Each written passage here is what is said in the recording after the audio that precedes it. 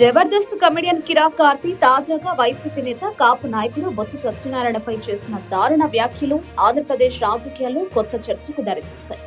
ఆయన వ్యాఖ్యల కారణంగా టీడీపీకి రాజకీయంగా నష్టం కలగవచ్చని వైసీపీ అనుచరులు అంటున్నారు.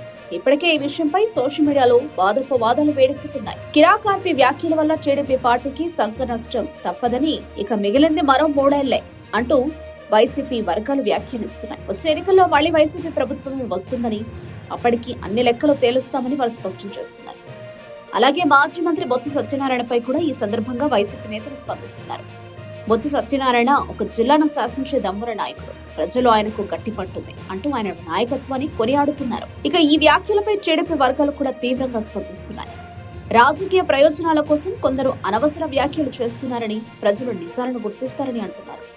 మొత్తానికి కిరాక్ కార్పి వ్యాఖ్యలతో ప్రారంభమైన ఈ వివాదం ఇప్పుడు 2 పార్టీల మధ్య మాటల యుద్ధంగా మారింది. రాబోయే రోజుల్లో ఈ అంశం మరింత రాజకీయ వేడి పెంచే అవకాశం ఉంది.